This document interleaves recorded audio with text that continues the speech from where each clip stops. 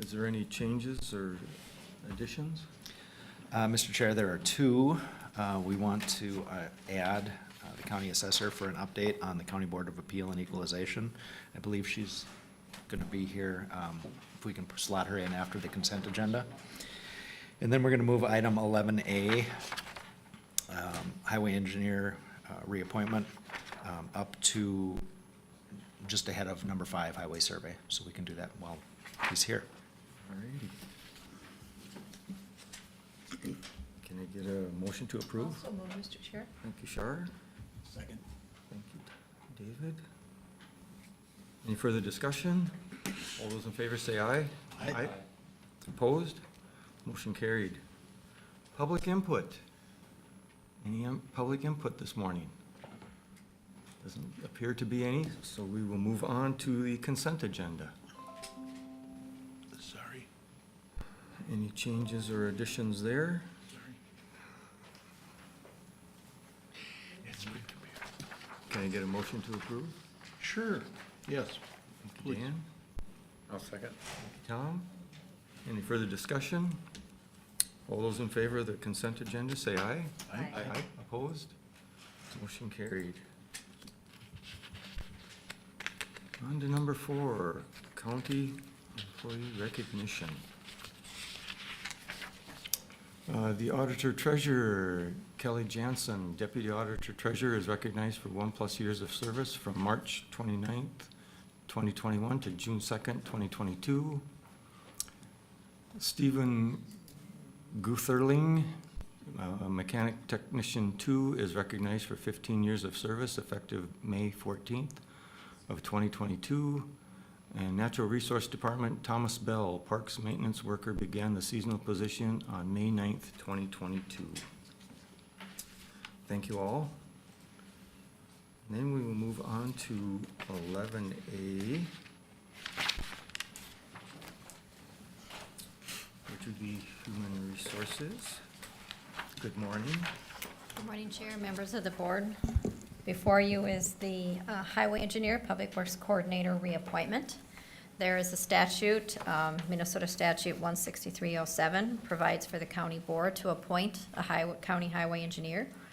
Highway engineer, public works coordinator Jed Nordine's current term appointment was through April 30, 2022. Statute states reappointment shall be for a term of 4 years and shall be made in May of the year in which the term expires.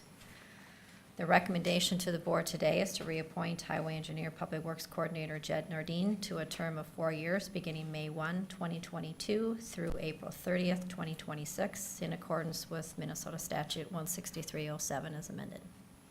Thank you. I will enthusiastically move to approve. Thank you, David. I will second. Thank you, Tom. Is there an adjustment that we make? Is there any discussion? Is that what the tie's for? This is what's the tie is for. Oh, yes. okay. Yes. Yes. And then we'll spend some money on the normal agenda. Oh, okay. No, That's what did it. yeah. So all those in favor, say aye. Aye. Opposed? Enthusiastically. Yes. Yeah. Very much. So Nice since job. we have the tie, taking a picture is probably Right, is in yes. order. Yeah. That was not the point of the tie. But you're stuck now. Yeah. So however you. How about if we have up there with the logo in the background?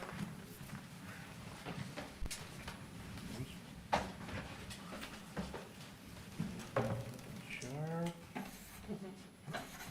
You want us all in the We're supposed to picture? go there? Ted, This yes, is his day, not our day. one side and Tom on the other, and then, I forgot what time. Jeff, Yeah, Joseph. gotta have. No one you else wore a numbers. tie but Jeff. Very good.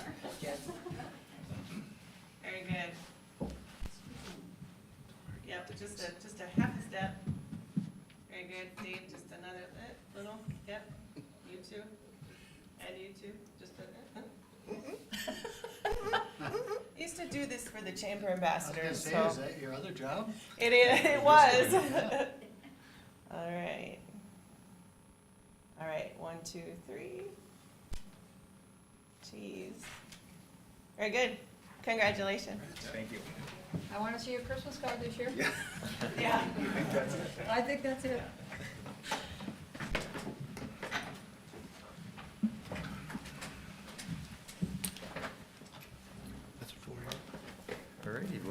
right on into highway and survey.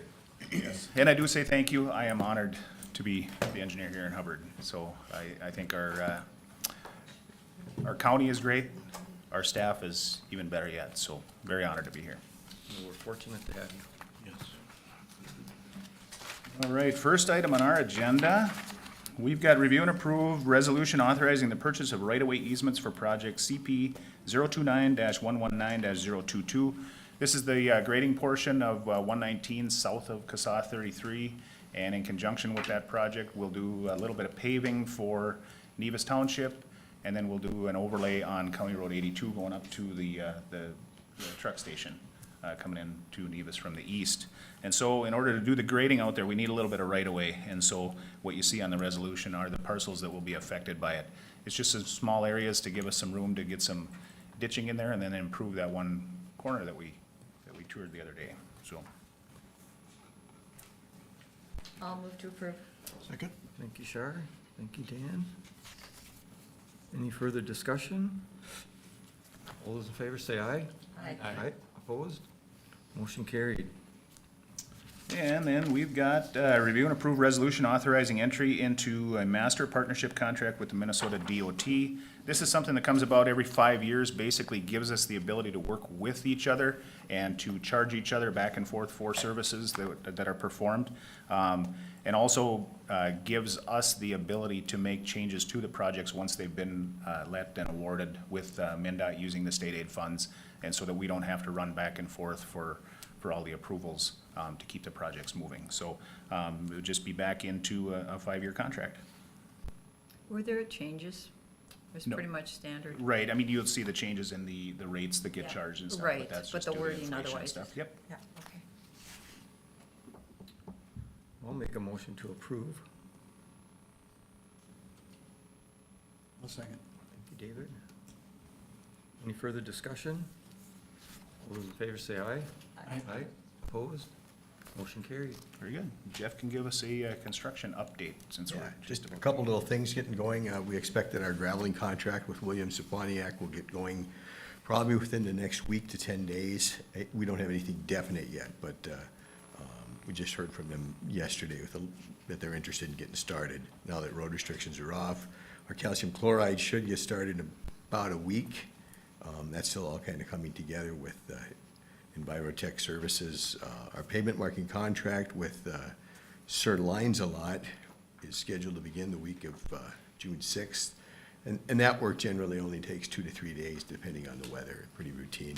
Our County State Aid Highway 7 project from north of the intersection of County Road 40 up into County Road 91 to the intersection of 90, and it also includes resurfacing on Lake Emma Township's Indigo and Intrepid roads.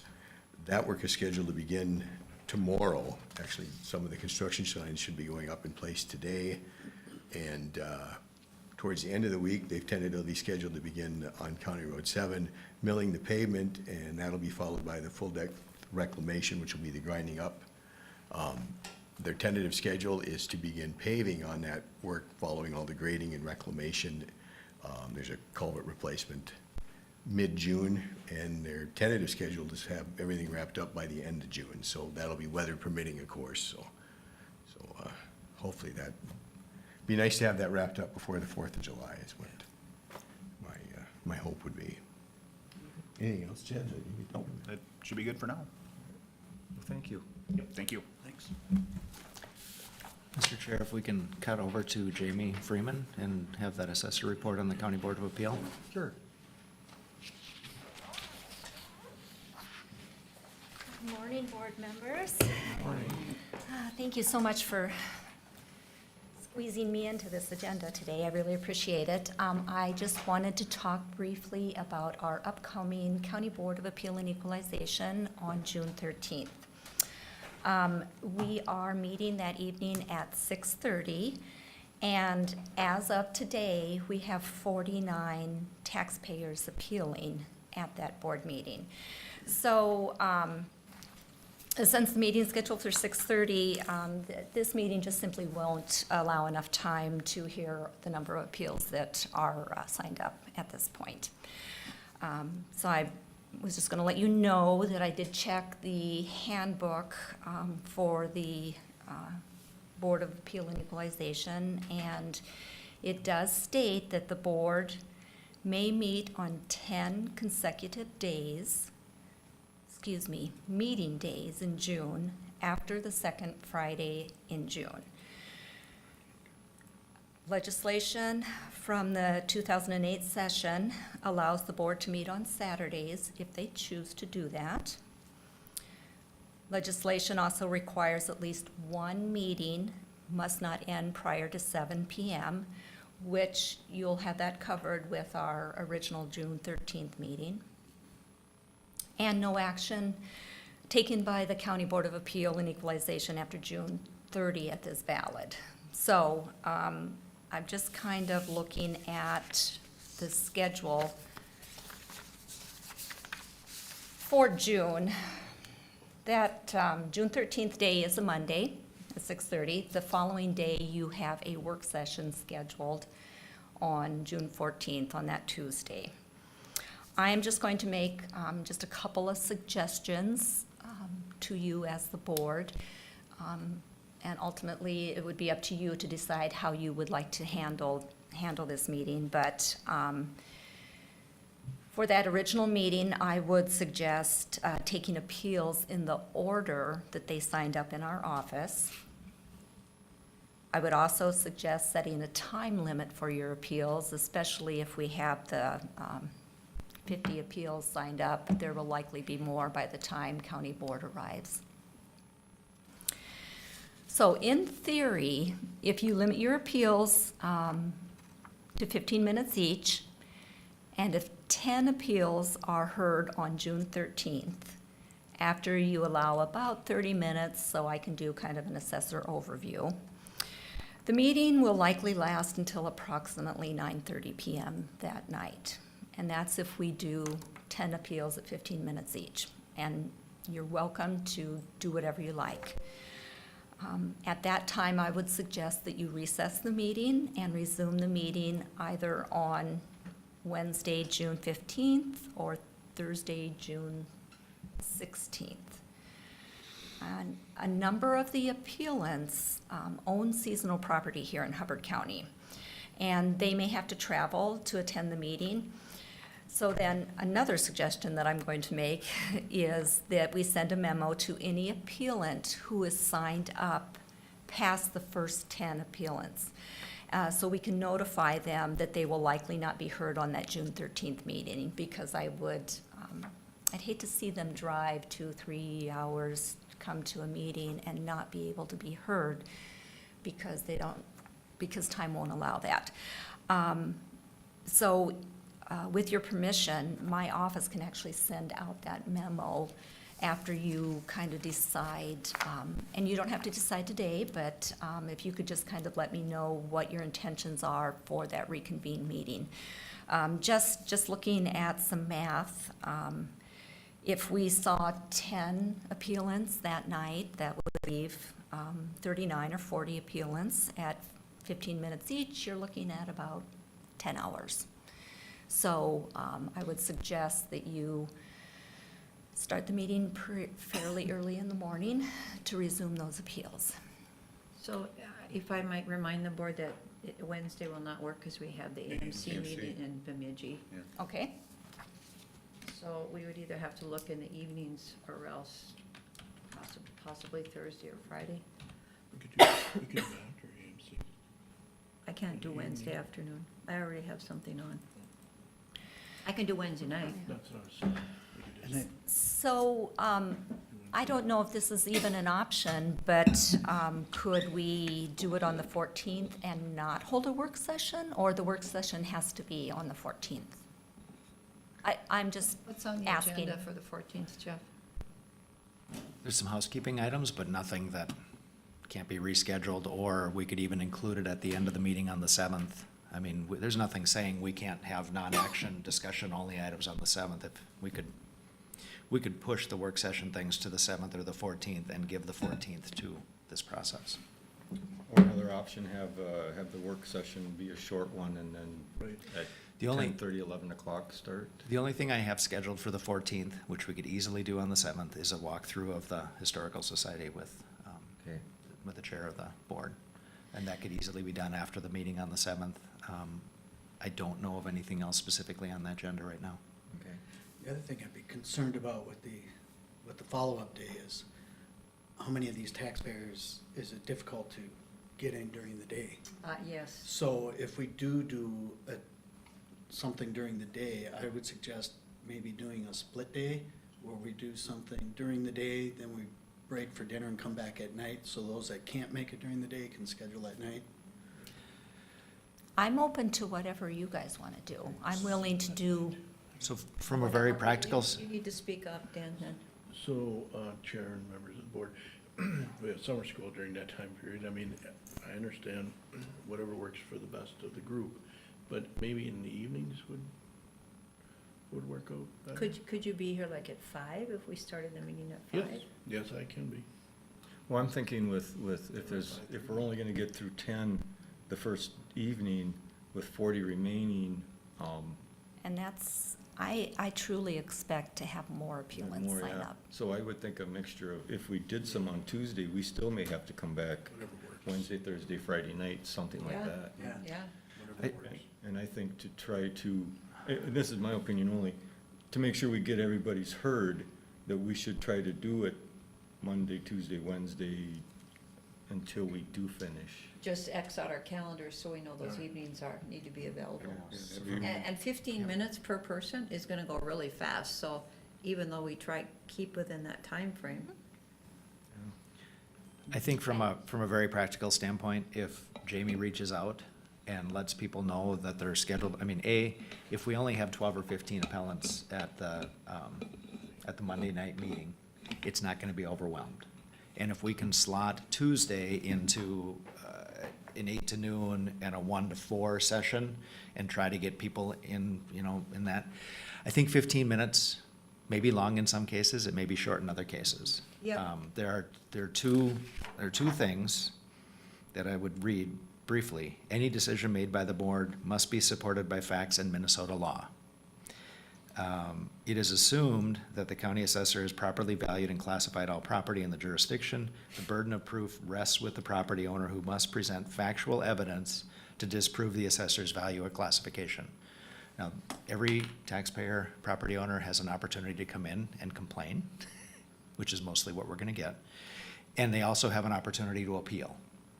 But if the appeal doesn't include hard data to give the board to think about the assessed value in a new light with new information, and if we get new information, Jamie and her staff will be the first to recognize that's new information, right?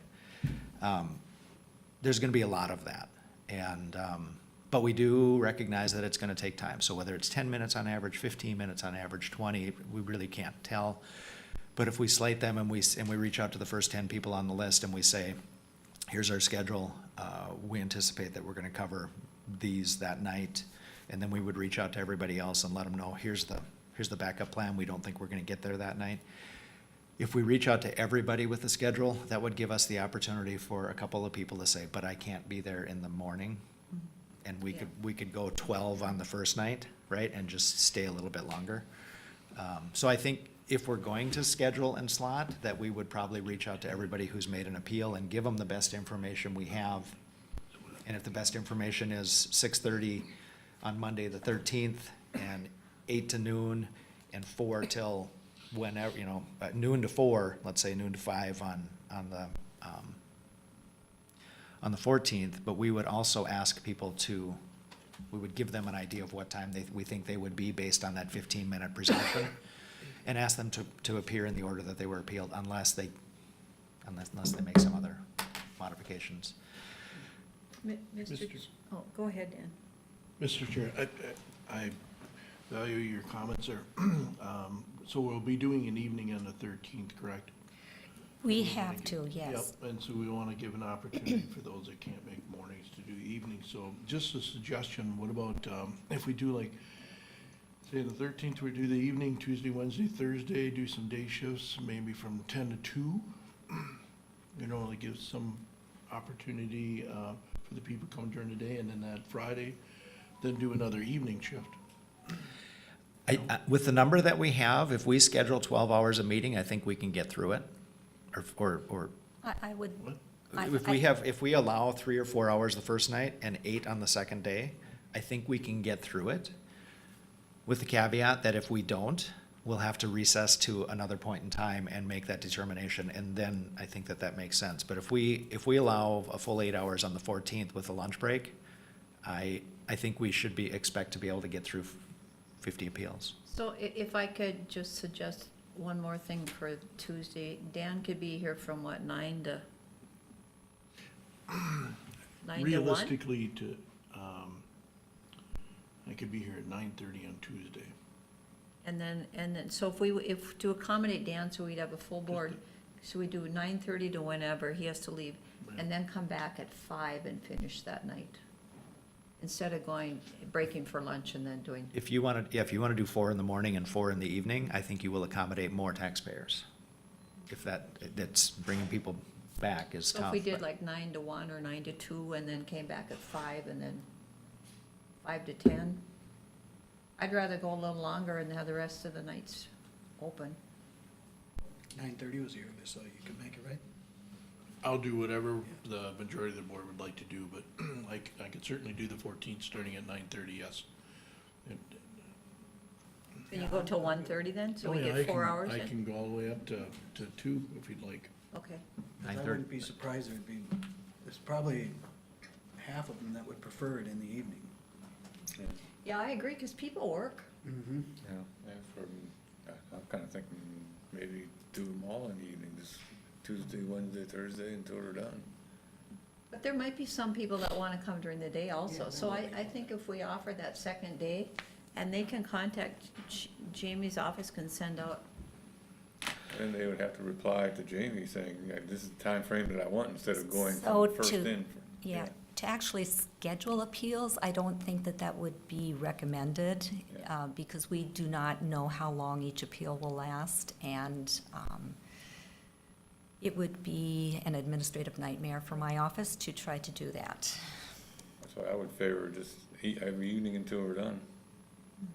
They need to reach out to you if they want a particular, Which, if they which, can't make it during the day, they need to reach out to you and schedule one of the other times. which only means Or that breaking up that block on Tuesday creates a problem. If we're just identifying that we're gonna have to reach out to some. I can't be doing 9:30 to 2 on Tuesday. well, then if we just go evenings, Ted, does that work with your work schedule to be here by 5 if we could start the other nights earlier? Yeah, I can make that. Yeah, for me, it's if we go a morning, or say we do that Tuesday until 1 or 2 in the afternoon, and then reconvene that evening, there's gonna, and I don't wanna sound selfish, but there'll be a 3 or 4 hour period where, Yeah. do I drive 45 minutes home and then 45 minutes back, or, And Dave he works during the day. yeah. Well, more importantly, that creates a problem. If we're not gonna schedule people, then we kinda have to direct them to the right block of time. Yeah. And if we break that block of time up, then people are gonna come to that meeting, because that's the only one that's scheduled, or they're gonna, I don't know, unless you're just having them open and address them as, in the order that they appear on those days. Yeah, so typically, there is a sign-up sheet when people come in, and typically they are heard as they sign up. And we also refer to the sign-up that we have within our office as well. But in any of those situations, if we have 25 appellants show up Monday night, are you gonna stop at 9:30? And if you have Keep going. 30 show up Tuesday morning, do you stop at 2 o'clock? I mean, procedurally, it just becomes very difficult. I understand the challenges of scheduling and slotting people for their time. And I was not in favor of that. The only reason I'm in favor of that is to break it up so that we don't exceed the capacity of this room at any one of those points in time. So I think if we provide 3, 4-ish hour blocks, I don't know, do we have people, I don't know how we do it. Practically speaking, it's very difficult. I think, okay.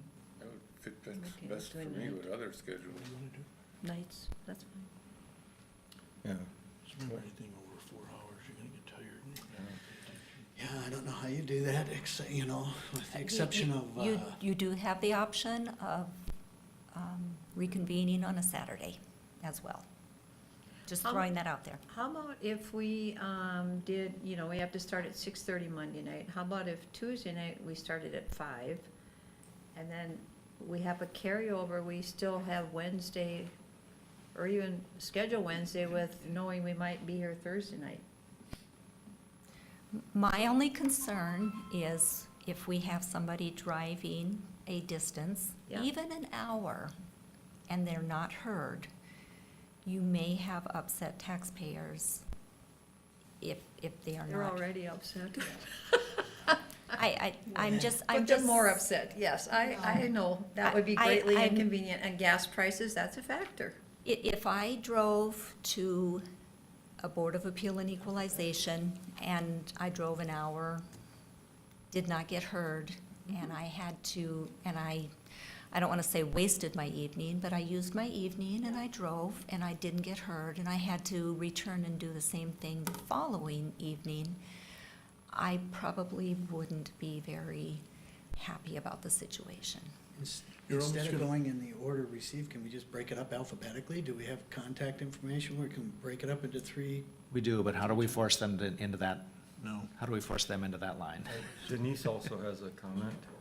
I don't know if this is proper etiquette, but may I make a suggestion that do we have time to do a survey monkey or something to send out to them and give them the option, telling them we have these 3 days to kind of alleviate some of that?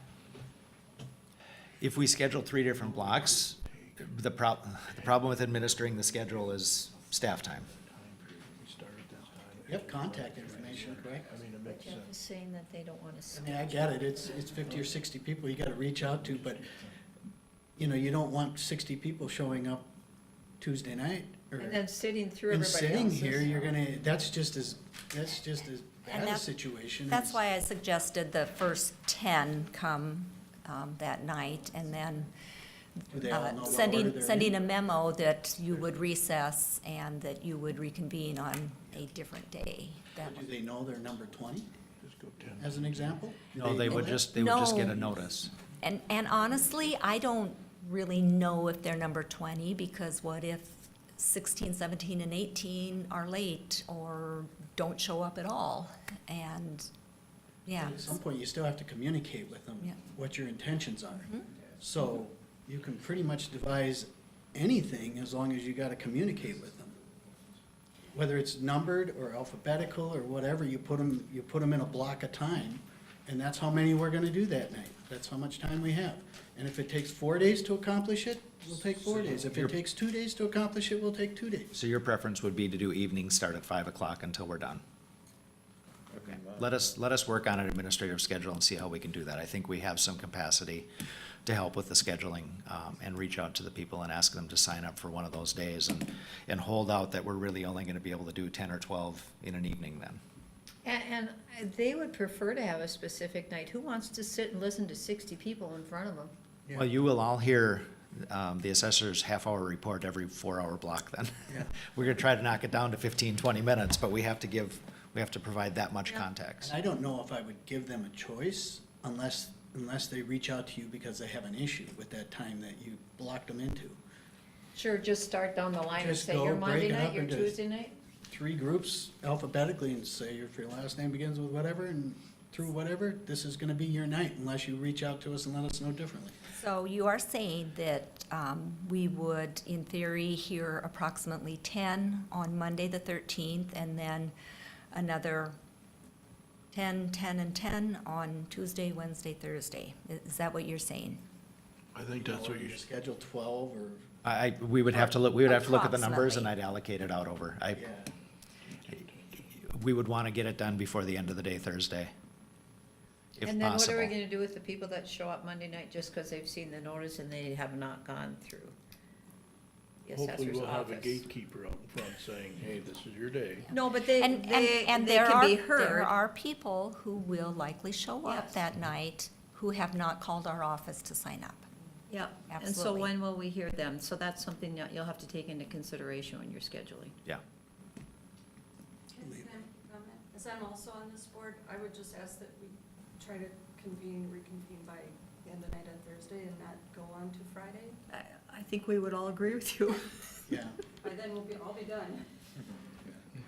Is the only person speaking not a member of this board, whatever. I'm just kidding.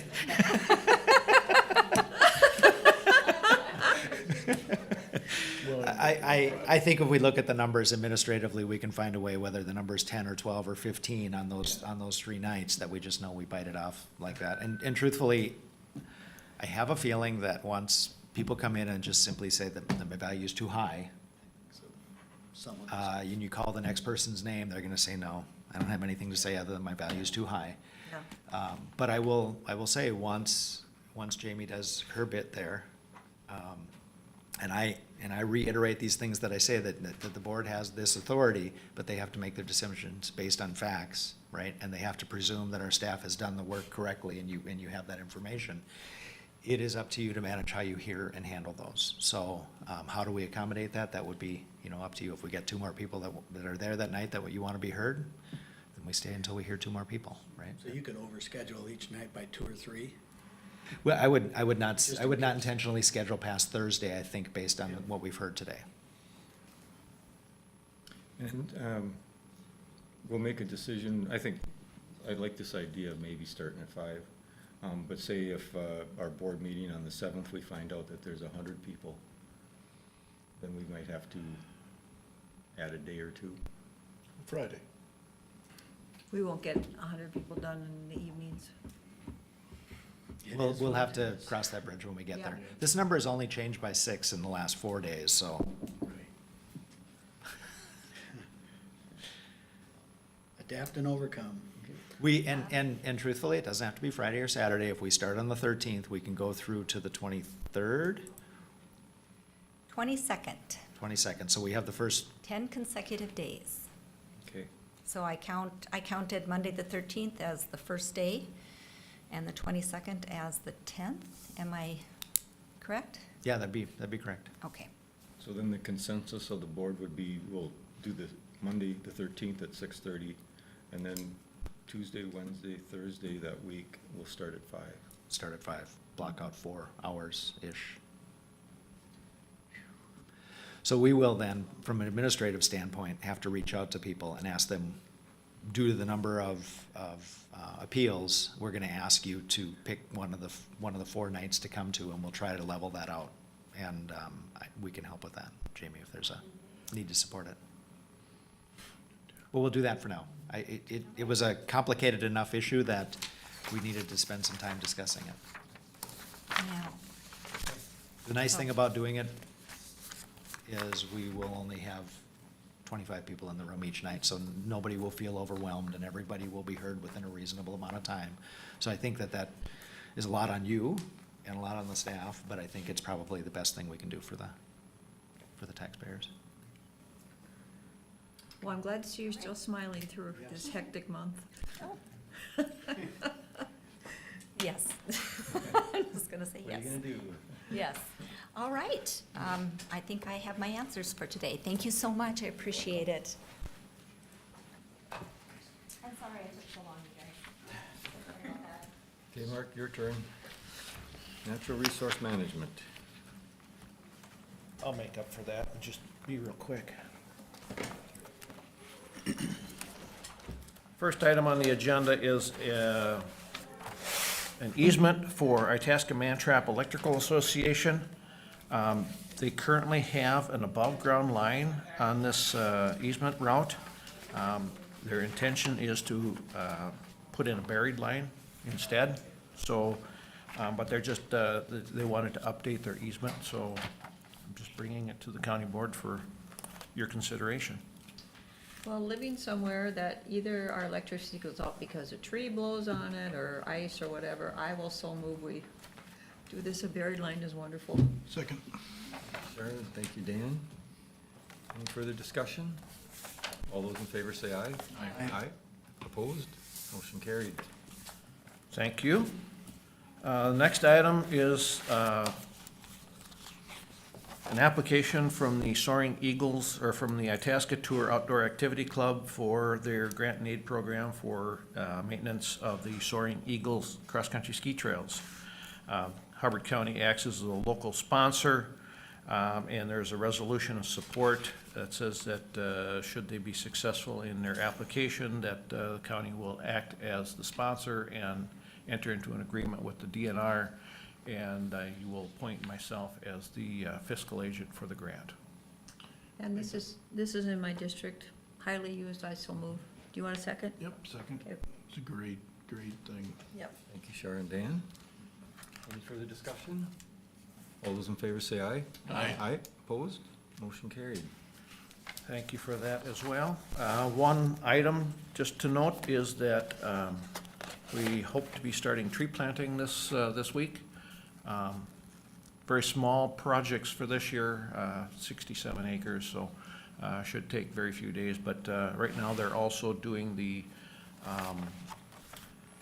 plantation release spot gun spraying, so that should wrap up in very short time too. So a couple of projects that just started this week, so. Good. Anything else? Thank you. Thank you. Solid waste. Good morning. Morning. So I have one agenda item this morning, and it is to review and approve quotes for a landfill excavation at the North Transfer Station. Based on our annual survey we did last fall, we realized our cells 11 and 12 are up to capacity, so we need to excavate out cell 13. That's our last permitted cell to place demolition waste in. We solicited quotes and received one from Glade and Construction. And it was a per hour rate for $408 per hour for an excavator and $241 per hour for a dozer. They estimated it would take 3 to 4 days to complete the project, and originally they had estimated to be about 15,500 cubic yards of material they'd be moving. After some additional review by our engineers, it'd probably be closer to 7,800 yards, so it might be done a little bit quicker than that at a little bit lower overall estimated price. But again, the price would be on a per hour rate.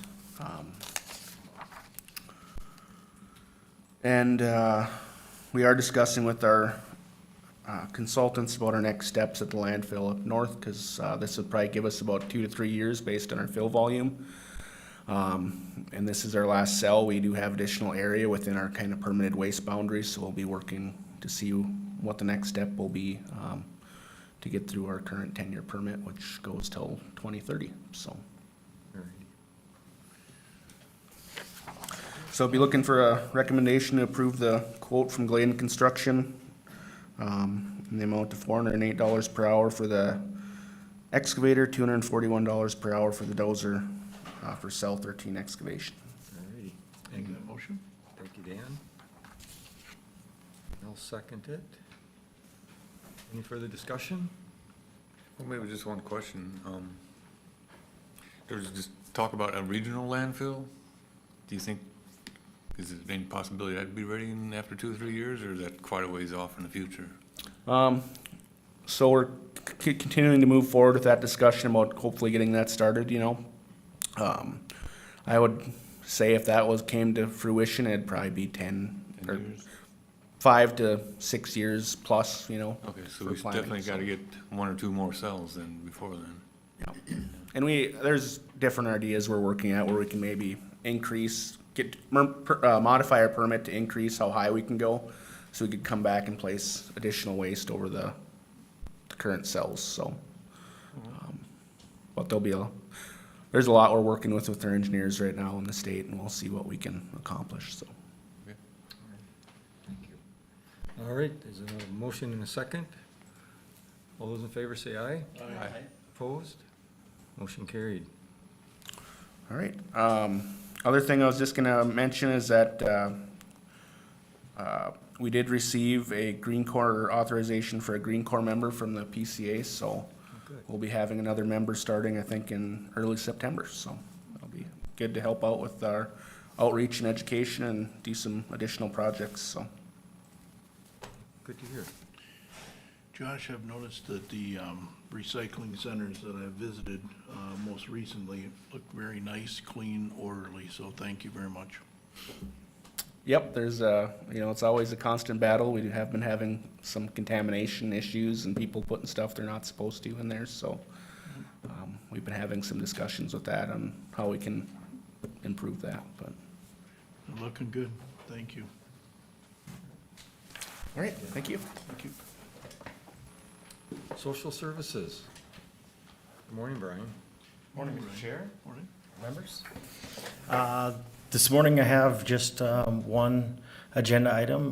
As you all are aware, we've been going through the procurement process for the managed care for the different groups that we have. So a little background, we have Prime West currently. We're part of the county-based purchasing. The state of Minnesota, must have been about 3 years ago, they started this process, and then it was deemed to be, they didn't really think through the process very well because we have a lot of county-based purchasing. So they were trying to force counties to select another providers within the county, which again, being the owners of, or part owners of Prime West, and they do provide a great service. So we're going through this procurement process. I have two more that I will be bringing to board in June for the recommendations. The process was extremely long. So we went through 5 or 6 different plans for each one. The RFPs entailed about anywhere from 900 to 1,700 pages. And then we had the questions they had to answer. And so we did it individually as counties, and then we got together with the state DHS, excuse me, and went through them. And each individual county scored them, and then we received the results. My recommendation that I'm bringing to the board this morning is that we stay with Prime West as our single healthcare plan for the, this one specifically is for the seniors, the MSHO and MSC Plus members, that we stick with Prime West. I think that Prime West does a really good job. We receive really, really good reimbursements from them, and there haven't been any issues moving forward or, in the past with them. They really are a good provider. It's good to hear. On that, I can't say whether the state is going to force us to have a second providers. That's still in court. It'll be decided by the court. Correct. But with this one, the requirement for the MSHO and MSC Plus, the state's requirement is only one. So I believe with this one, we will be sticking with Prime West, and that is my recommendation, so. Make that motion. Thank you, Dan. I'll second that. I Oh, just wait. have a question. I wonder if Dan should Yeah, make the motion I because can- you're on the Prime West Let board, me- so Let me. excuse I wonder myself. if you guys should take care of the motion. Okay, I'll make the motion then. I'll second. Thank you, Tom. Good call. Is there any further discussion? Is it okay if Dan and I vote on this? No, I'm gonna stay out. Or should we just exclude ourselves since we're on the Prime West board? I think this is as good a reason to Stay. recuse yourself as any. Okay. Well, then, all those in favor say aye. Aye. Opposed? Motion carried. One question I do have, so I start my guard training on June 4th, and I'll be gone through the 30th. I do have the other two proposals. They do need to be into the state by the middle of June. It will be, the recommendations will be the same. Is that something we could put on the consent agenda for the first meeting in June? I prefer that they not be on the consent, just so Okay. they have an individual vote. Okay, And if we have a similar abstention, we'd have to pull them off of there anyway. okay. But whether you want to have one of your supervisors bring them forward or have me bring them forward, we can work that out. Okay, Perfect, yeah, there'll just be the two additional ones, the family and children's, and then the SMBC, so the senior and needs-based care, so, Alrighty. or special needs-based care. Thank you. Thank you. Environmental Services. Good morning. Good morning. I have one agenda item for the board this morning, and that is a preliminary plat application. It's for a plat called Northwoods Arrow Village. It would be up in Fardin Township along County 9, and it involves property that has historically functioned as what's been called the Nary Airport. Is that the Nary International Airport? Yeah, yes.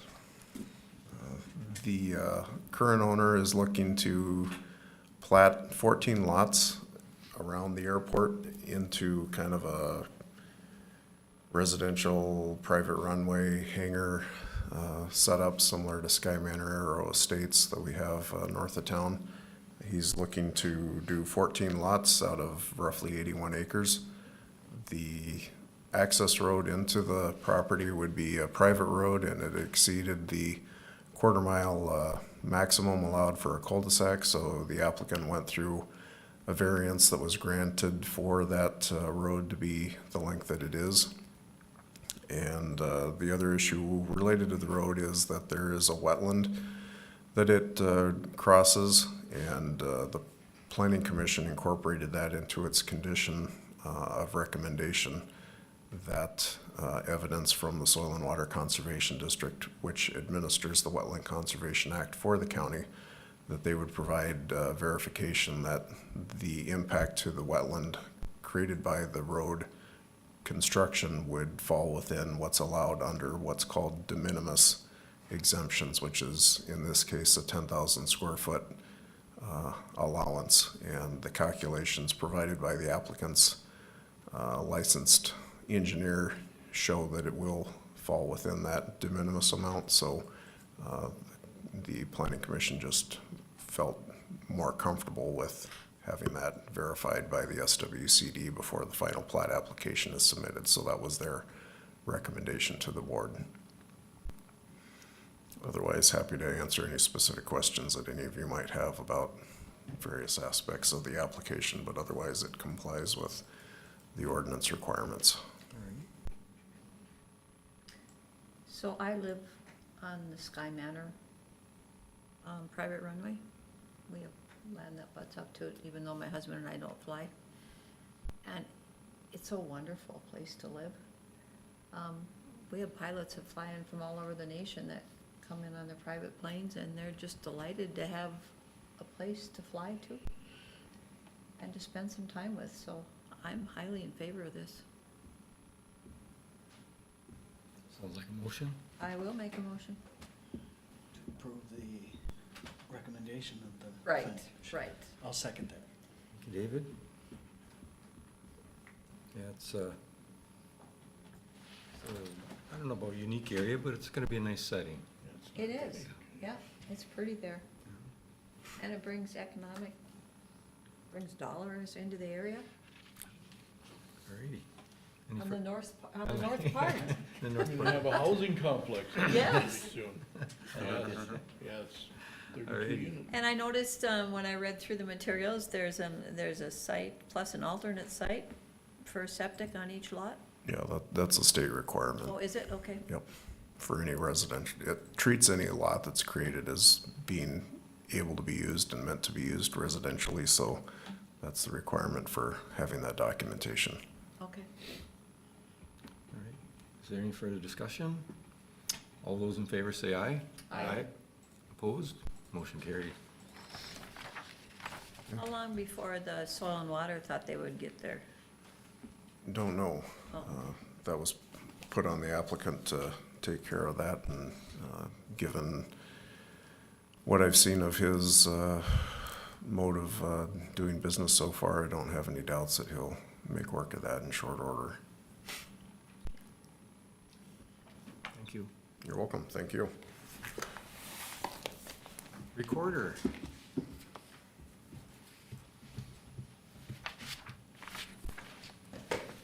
Good Good morning.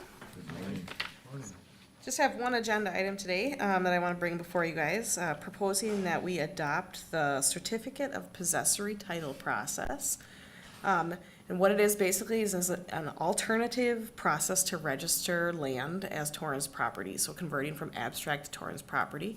They don't need to go through the judicial process in this case. You're relying on the expertise of the title examiner as opposed to going through the judicial process.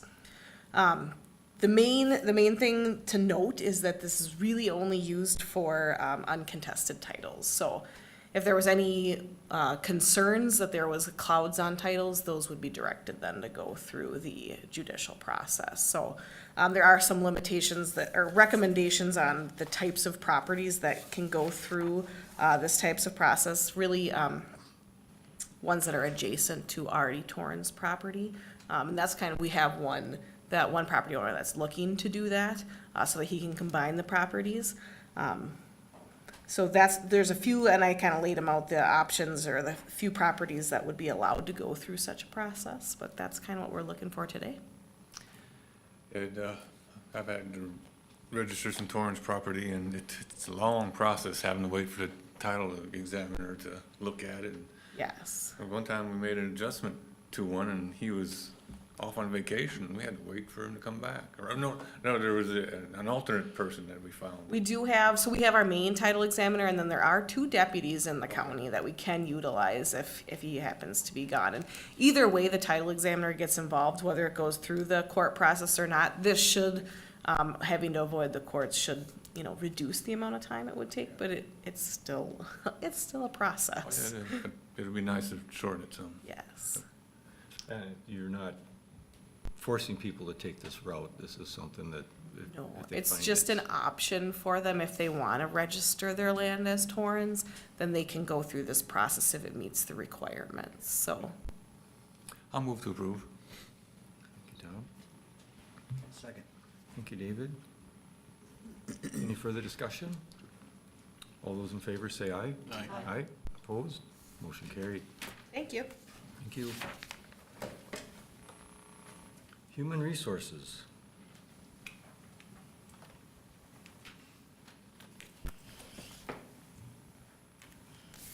Board, the agenda item before you is an informational item.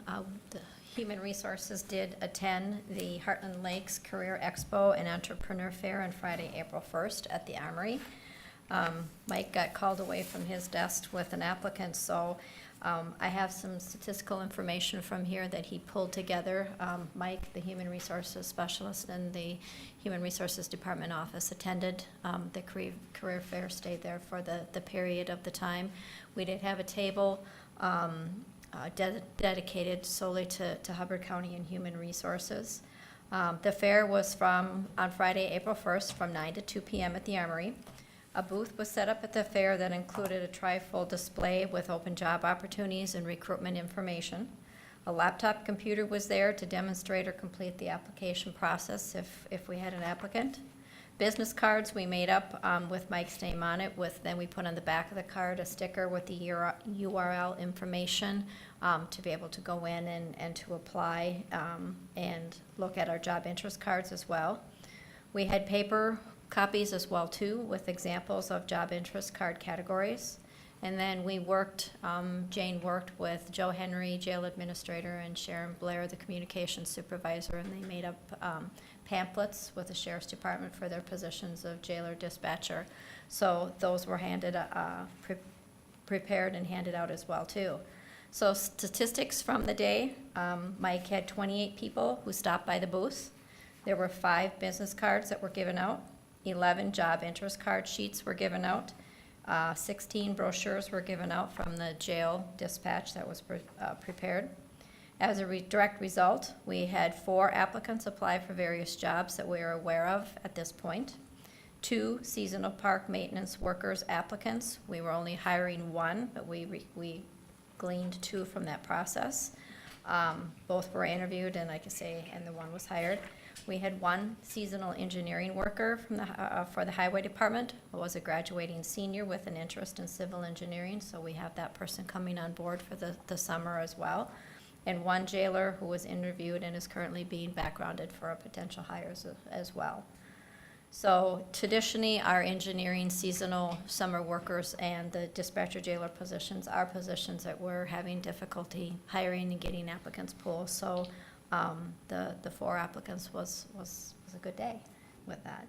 The other thing, since we're here in a platform, to Jeff, if you want to go to our website, if you're able to navigate or not, we mentioned in here a little bit talking about the job interest card. And if you go to the Hubbard County website, thinking if we have persons who are online listening to our meeting or going back and listening to the recording of our meeting, we can take this opportunity to see if we can glean some applicants as well too. So on our county website, if you scroll down, then there is the employment link that you can click onto. And from the employment link, we have job opportunities. In the middle, it's open job opportunities, which means they're open to the public. Our internal job opportunities are only to applicants who are currently Hubbard County employees. But down towards about the middle of the page, Jeff, if you see job interest card. You want me to click on it? Yep, if you see job interest card and click on that, this is where our online application process is really nice, that we can market it as we are like at a job fair, is if you scroll down, you can see all these categories. Every time we put a job into our system, we put it into a category. We can put it into multiple categories. And we can tell somebody, you know, at the job fair, if you're interested in a position, go in, fill out a job interest card in the categories of your interest. They'll put in an email, and from that date for 12 months, they will receive an email if we post a job that has that category of interest. Anytime we have applicants that we've interviewed but didn't maybe select for a position, in our communication back to them, we remind them about our job interest card too, to say, you know, continue to keep your job interest card of interest. So it's a nice platform here. Hopefully, if we're getting some persons out there who are watching, they can spread the word to go on our Hubbard County website and show interest in the job interest card. How many people, did they do any statistical data, how many people came through the door on that day? I would not know. We would have to check with the organizers of the. There were about 500 that came through, and about 350 were under 18. And so there were a number of people from the public that came in, as well as the high school kids that were bussed over. Because that was the main effort to really help high school folks find what they needed. So they had seniors, juniors, sophomore, and freshmen that were bussed over at different times during the day. It was very well done. It was, the Armory was full of employers. Yeah. And I will add that Gina, you and your staff did a nice job. Really well done. I'm glad to see we got some results from that. And if you could you pass that data on to Mary at Heartland Lakes? Sure. I know they're interested in feedback from how it went. Okay. And they did have an online survey that we could fill out as a result of that, so Oh, I don't know if I if received that. you haven't received that email, I'll ask her to send it. Yeah, okay. Yeah. And in addition to people going to the job fair, Heartland Lakes Development Commission did some, what would you call them, from the IQ Academy or IT Academy? Oh, yeah, for ILT, entrepreneurs. ILT. Yeah. Academy, and I attended one of those with some of the high school kids, and it was very well received by the kids. So basically, it was a little training course. They really needed more time, so it had to be condensed, but to spurn whatever idea you had and what it meant and how to, you know, foster that idea into actual action. And it was really interesting watching them go through the process. And it was good too, as I was there helping Mike set up and then take down as well too. And then the time period that I was there, yes, I did walk through the Armory as well too, to see the other businesses and things that were there as well too. And you know, we know different things that we could do differently, you know, for the next time as well too. Our target right now is to look at some of the colleges and some of the career fairs and things as well to go to those, so. But providing that information to you, and yes, I will follow up on that survey. Any questions or to move on? Okay. The next item I have before you is a new hire, starting compensation of a dispatcher jailer position, a primary jailer. The background information is per our personnel policy, section 5 of compensation administration, provides for starting compensation above the minimum of the compensation grade range when an applicant has long-term prior experience, subject to approval by the board. The selected applicant is returning to the position and brings 4 years plus experience as a dispatcher jailer, primary jailer. So we're looking to approve the hire of a dispatcher jailer, primary jailer at grade 8, step 3 of the compensation grade range upon recommendation of the county sheriff and personnel policies, section 5, compensation administration. One item, when I was looking back at this after, for today, I realized I would like to add that this would be then effective March 12th. We could add that to the agenda item request recommendation.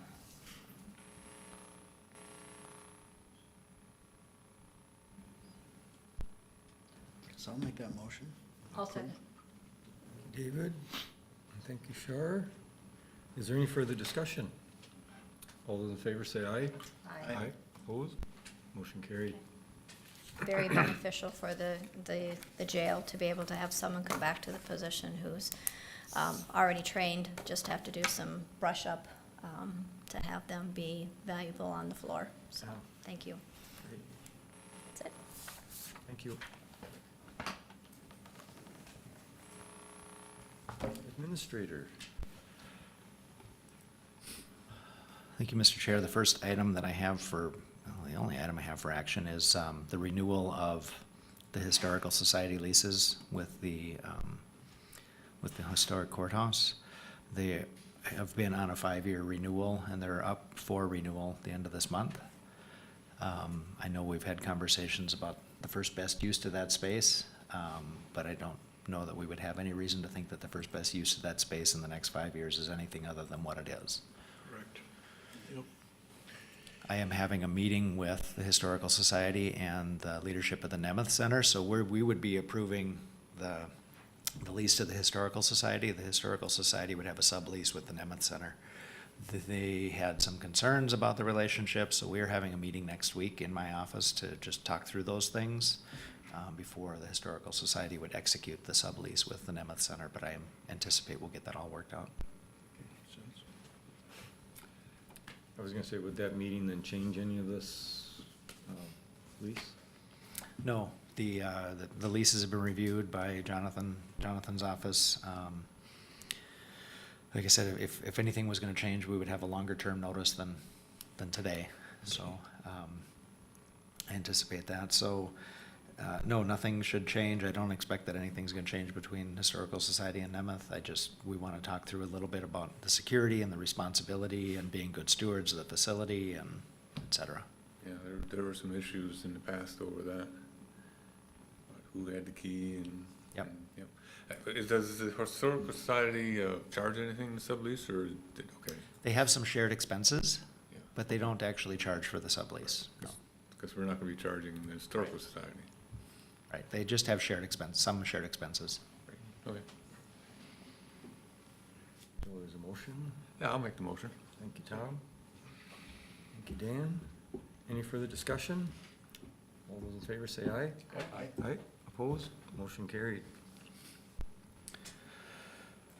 And then, given the rest of this, I would propose that we take 12C and be that the last thing, so I can give my report, maybe we do committee reports, and then we close the session for the administrative review, and so we can go straight to adjournment after that. I have a very brief administrator report. One is, given the conversation we just had about the continuing County Board of Appeal and Equalization, do we want to hold the work session on the 14th, or do we want to cancel the work session on the 14th? We talked about coming to town and then leaving and coming back again. I think Oh, anything that would be on that date, we could move to the 7th or the 21st, but That would lighten up the load for the week. I think it would lighten up the load for the week for everybody, Yeah. so. Okay, sounds good to me. We'll have a consensus to move the work session after the June 7th board meeting. We would just, in my mind, we would just eliminate the work session on the 14th, and we would move any of those items to either the 7th or the 21st as appropriate. Okay. Or did you want to actually have a work session at the end of the 7th meeting? I don't No, think so. we don't need one. I don't know that we need to call anything out. I would work with Nancy and probably have the Historical Society tour at the end of the meeting on the 7th, because that would make sense. Do you need a motion or just a consensus that that's fine? I would actually like a motion to amend the schedule as posted. Okay. I'll make the motion to amend the schedule for the work session of June. I'll second. Any further discussion? All those in favor say aye. Aye. Opposed?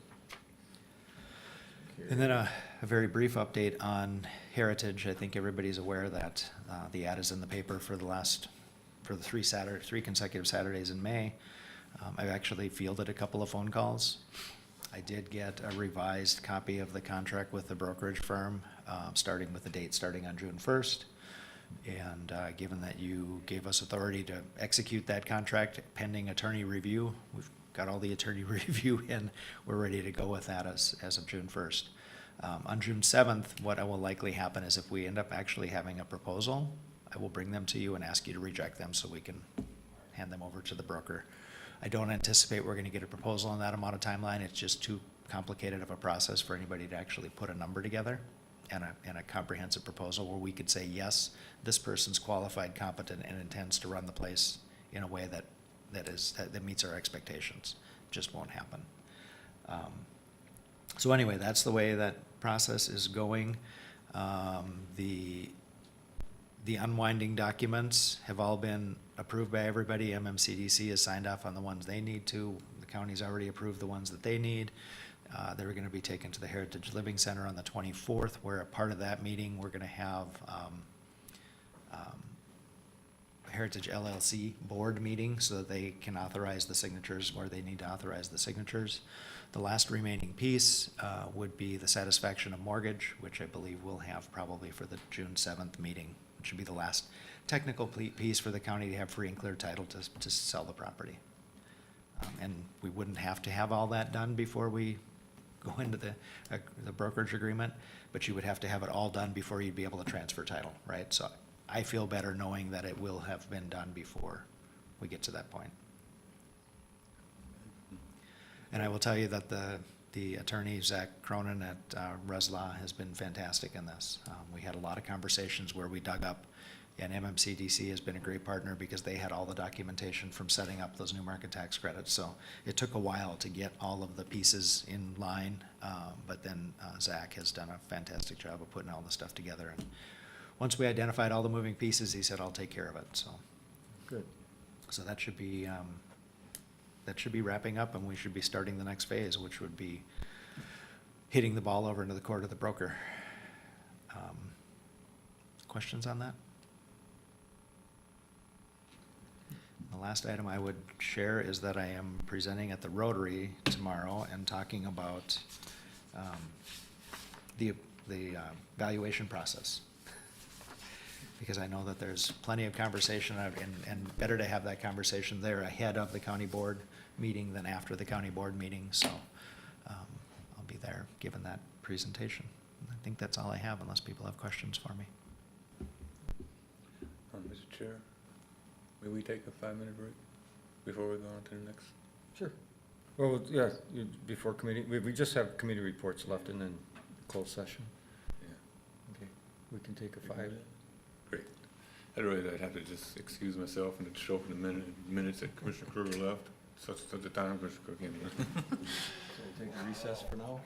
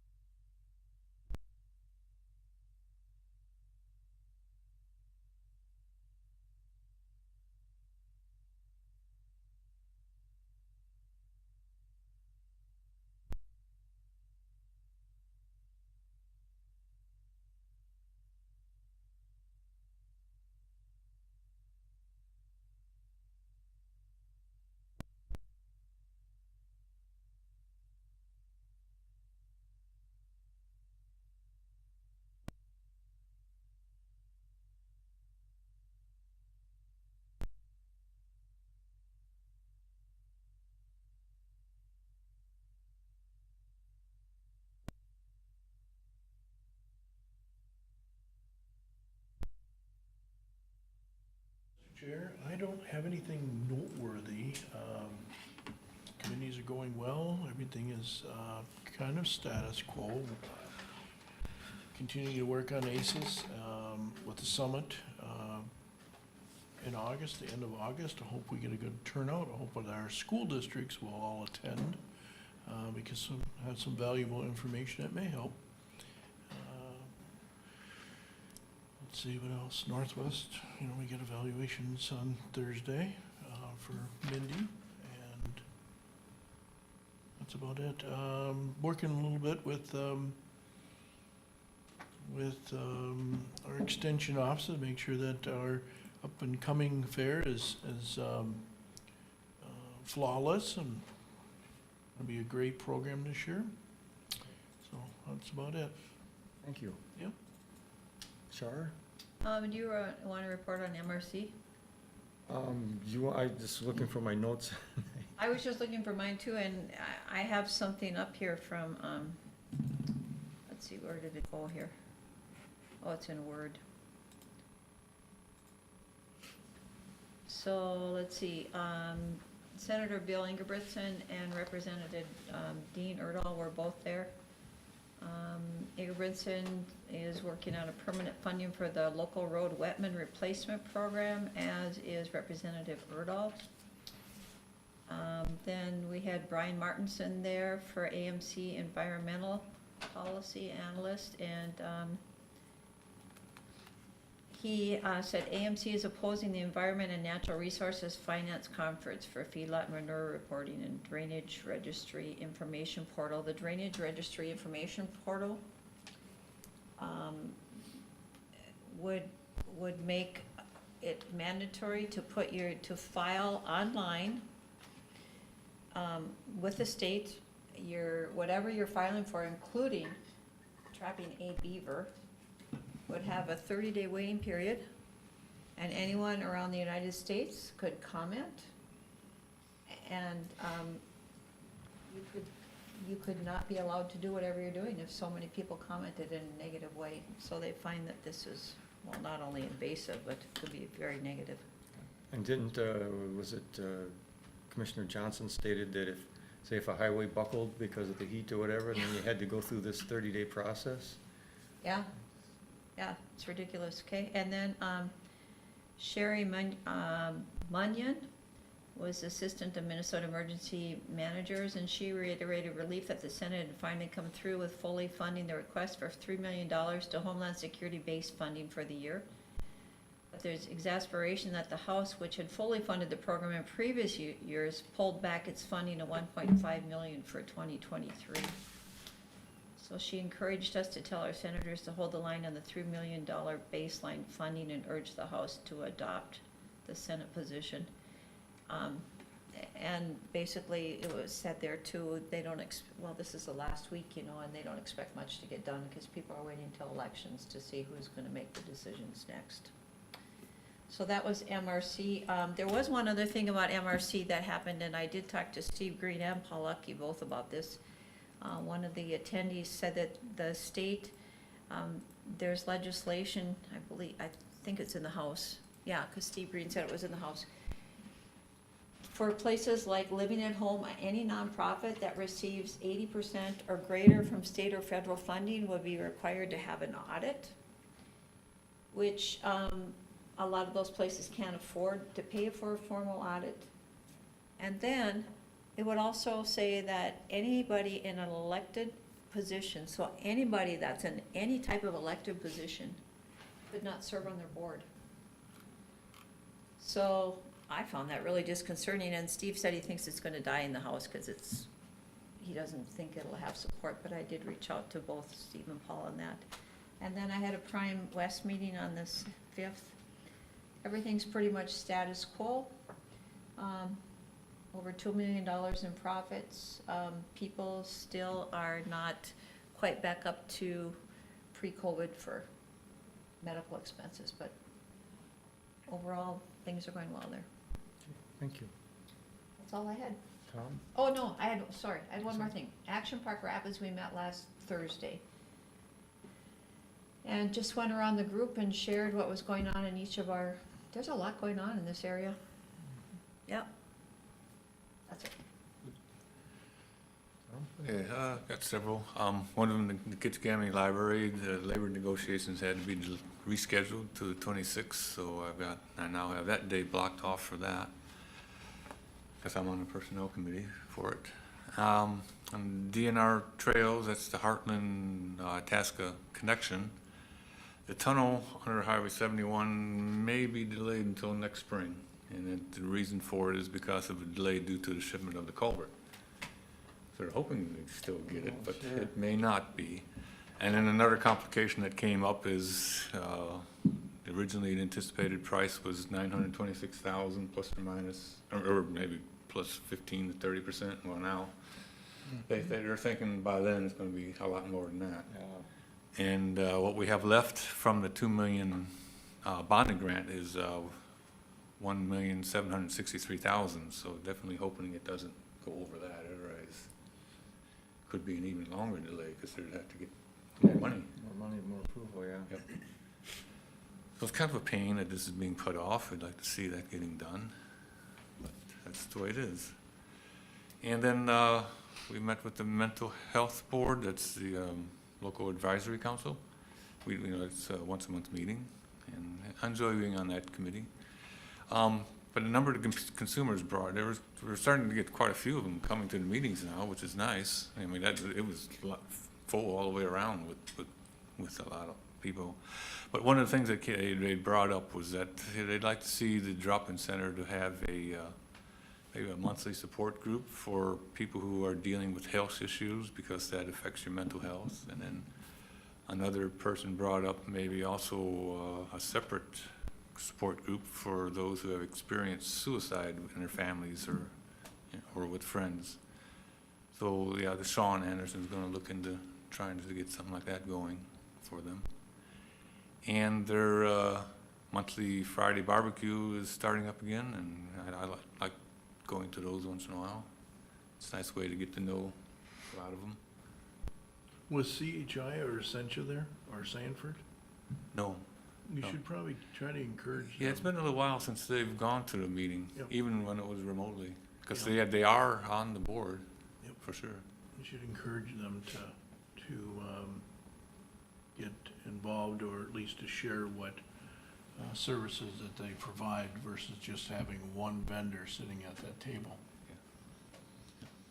That's about it. All right. David?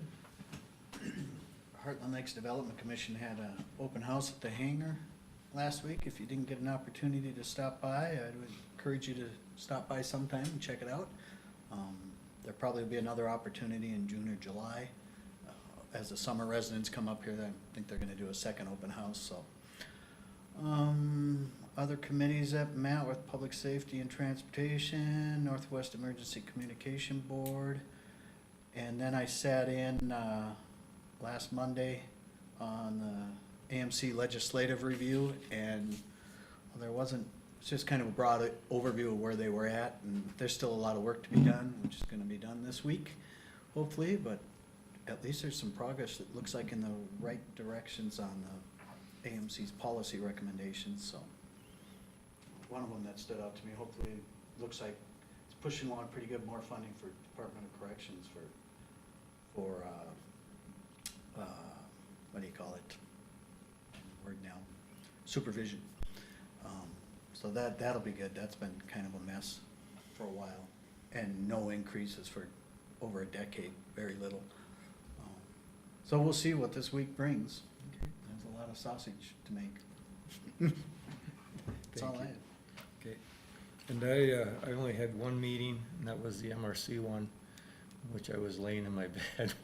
So the wonders of Zoom, where you could sit down on a meeting, and I know that, like Shard already mentioned about Senator Engelbertson and Representative was there, I can't remember his name now, anyhow. And I know that they went through the priorities, the list of priorities and that they're still hoping that the legislature will get a lot of our requests through. So I know MRC is working hard, and I'm glad we joined that organization. Mr. Chair, I have one thing to add. Sue, do you remember there's a fundraiser coming up for the Armory? Do you remember the date of that? June 2nd. June 2nd? Do you want to it was $500 a ticket, I believe. And what time of the day is it? I don't have that information with me. I received my invitation yesterday, but I didn't study it. that Yeah, hard. okay. Well, if any of you are interested, just contact the Armory. They're trying to raise money for seating. Or if you don't have 500, you can also just donate whatever you can. That's 500 for a seat. You want to forward it to me to forward to them? Can you forward me the invitation to forward to the commissioners? Yes, we sure can. Okay. And then a quick question, do you know when, Corey, when is that? I'm assuming that'll take place again this year, now that COVID is. 1990, Yeah, usually It's the in- first week yeah. in August. I think it's June 2nd. No, August 2nd. August, oh, I was thinking it was June, that's why, okay, It's August 2nd. okay, It's thanks. the first Tuesday in August, Okay, because I was trying to make a reservation at the park for a shelter, and I was told that that night wasn't gonna work. oh, I see meetings to note, the only thing I thought of is who will be joining me for the managers meeting, which I believe it's Tom's Yeah, turn. my turn. Okay, I better get that down here right now, man. And that's Got a the date for it? 31st, not the 31st, 20th, that's the 31st, June 31st? May 31st. Oh, May 31st. Last Tuesday of the month. yeah, 5 Now, weeks is. I will tell you on that one, we have a guest speaker, and MCIT has given an hour-long presentation. And I don't know if that's gonna be the entire meeting, or if that's gonna be, if we're gonna still have a chance to do roundtable. It depends on how the time goes, but that's the agenda for that day. Sounds good. Department head meeting, 9 o'clock. Yeah. May 31st, got it. There's nothing else? Oh, Sue? Oh, and the sculpture walk is this Saturday, so if you want to see all the unveiling of the new sculptures in Red Bridge Park and the city, Saturday at 10 o'clock or thereabouts at Red Bridge Park. Thank you. Can you get a, Motion to close the open session and open the closed session? yes, motion to go into closed session? I'll make that motion. I'll second. Thanks, Sue. Close the door.